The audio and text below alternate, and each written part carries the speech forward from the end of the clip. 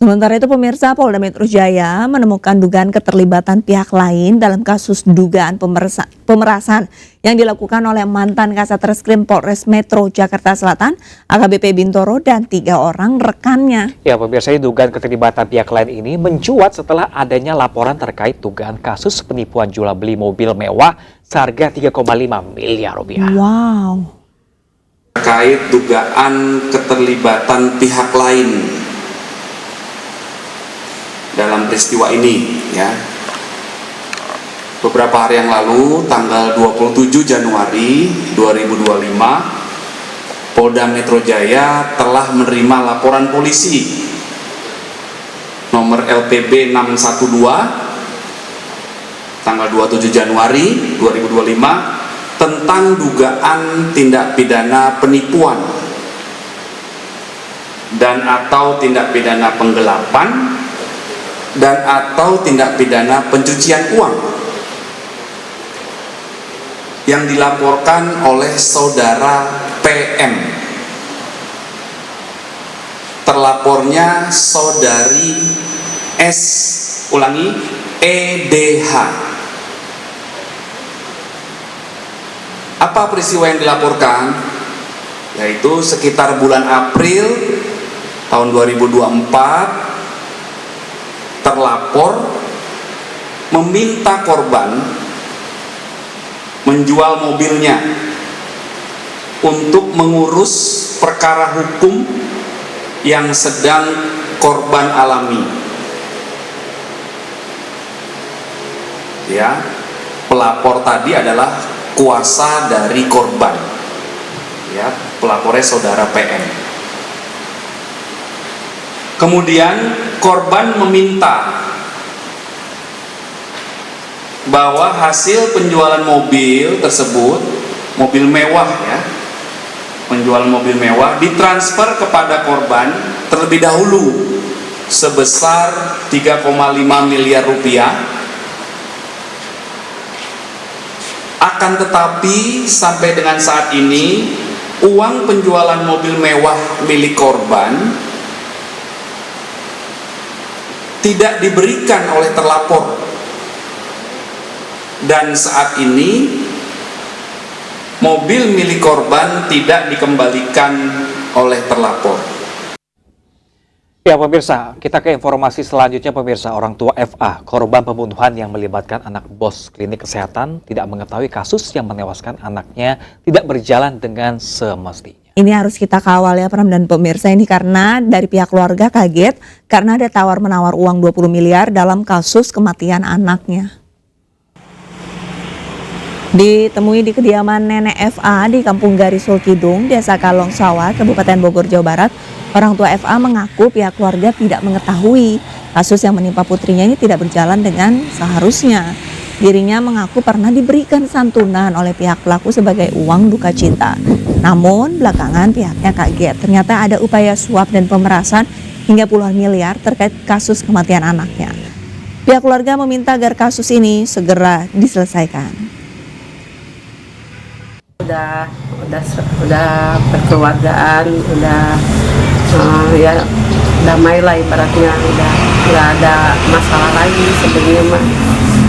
Pihak pelaku sendiri, keluarga pelaku sendiri memberikan santunan atau gimana Bu? Ya, memberikan santunan. Harapannya seperti apa nih Bu ke depannya Bu? Harapannya ya semoga cepat selesai kasusnya, ya selesai.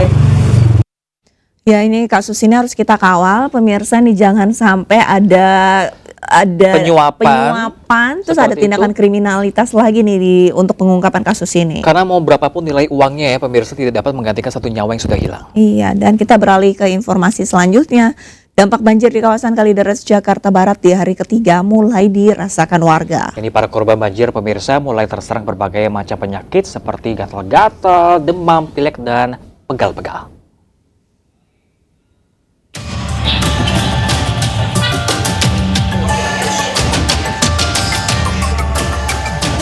Warga korban banjir ramai mendatangi posko pengobatan gratis Puskesmas dan Bidokes Polres Metro Jakarta Barat di Rusun Tegal Alur Kalideres, Jakarta Barat. Warga mengeluh berbagai penyakit akibat terkena air banjir.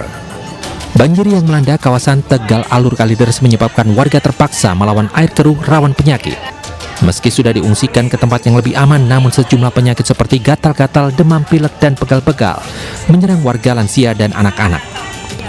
Kelurahan Tegal Alur merupakan kawasan di Jakarta Barat yang terparah diterjang banjir dengan ketinggian air mencapai 1 meter. Iya, jadi tulang pada gimana sih? Cipe-cipe nggak karanggenanya kayak dibakar gitu. Oh, karena kedinginan. Iya. Ya, kemarin ada dokter cuma belum ngungsi. Jadi keluhannya apa tadi? Batuk, pilek, yang panas, demam. Untuk wilayah yang lokasi banjir yang tinggi itu di wilayah Tegal Alur, lebih kurang 80 cm, dan sampai sekarang sudah mulai berangsur surut. Terdampak itu lebih kurang ada sekitar 800 jiwa ya. Warga terdampak banjir mencapai 800 jiwa yang tersebar di 12 titik pengungsian seperti di rusun, sekolah, dan musola di kawasan Tegal Alur. Warga mendapatkan obat-obatan, vitamin, makanan siap saji, serta perlengkapan bayi. Dari Jakarta, Miftahul Gani, iNews melaporkan.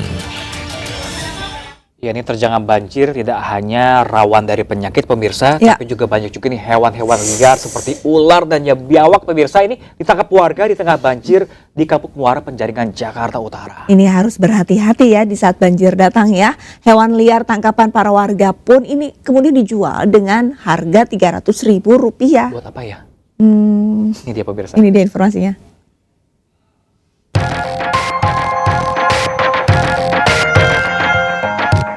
Ada yang unik dari fenomena banjir di Jakarta. Warga menangkap ular dan biawak berukuran besar pasca banjir menggenang di kawasan Kapuk Muara, Penjaringan, Jakarta Utara. Diduga hewan-hewan liar ini keluar dari sarangnya akibat terendam banjir. Warga yang menangkap hewan liar ini kemudian menjualnya dengan cara dijajakan di pinggir jalan. Warga mengaku hewan yang ia tangkap ini bisa dijual hingga Rp300.000. Sebelumnya, kawasan ini tergenang banjir akibat hujan deras yang melanda selama 2 hari terakhir. Pas banjir dia keluar ini. Dari kali apa tadi Pak? Dari tadi pagi lari-lari, nggak ada berani nangkep, ya udah ditangkap aja udah.